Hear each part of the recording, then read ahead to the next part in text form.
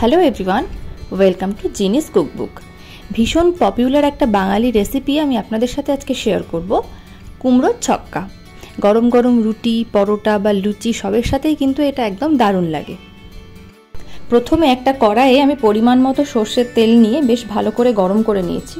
এবার এর মধ্যে এরকম ডুমো করে কেটে রাখা মিষ্টি কুমড়োকে বেশ ভালো করে লাল করে একটু ভেজে নেব।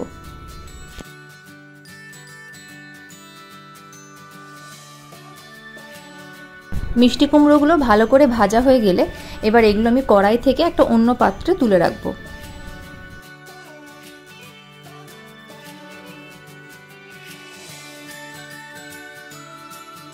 কুমড়ো ভেজে তুলে নেওয়ার পর আমি ওর মধ্যে আর 1 টেবিল স্পুন সর্ষের তেল অ্যাড করেছি। এবার এর মধ্যে আমি দিয়ে দেব ফোড়ন। ফোড়নের মধ্যে আমি দিয়েছি তেজপাতা, 5 ফোড়ন আর একটা শুকনো লঙ্কা। এবার ফোড়নটাকে 30 থেকে 40 সেকেন্ড মতো ভালো করে একটু ফ্রাই করে নেব। 30-40 সেকেন্ড মতো ফোড়নটা ফ্রাই করে নিয়ে যখন একটা সুন্দর অ্যারোমা আসবে, সেই সময় আমি এর মধ্যে দিয়ে দেব টুকরো করে কেটে রাখা আলু। অল্প একটু লবণ দিয়ে আলুগুলোকে 2 থেকে 3 মিনিটের মতো ফ্রাই করে নেব।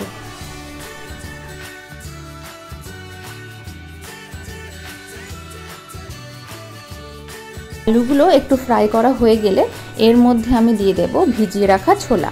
ছোলাগুলো মোটামুটি 5 থেকে 6 ঘন্টার জন্য কিন্তু ভিজিয়ে রাখতে হবে। ভেজানো ছোলাটা দেওয়ার পর 1-2 মিনিট একটু নাড়াচাড়া করে নিয়ে এবার এর মধ্যে আমি মশলার একটা পেস্ট অ্যাড করব। সেটার জন্য একটা বোলের মধ্যে আমি নিয়েছি আদা বাটা, হলুদ গুঁড়ো, লঙ্কার গুঁড়ো, জিরে গুঁড়ো আর সামান্য একটু হিং। এবার এর মধ্যে জল অ্যাড করে নিয়ে আমি এই মশলার পেস্টটা তৈরি করে এটা আমি আলুর মধ্যে দিয়ে দেব। বাটিটা ধুয়ে সামান্য জলও আমি এর মধ্যে দিয়ে দিচ্ছি। এইবার সব মশলার সাথে আলুগুলো ভালো করে মিক্স করে নেব।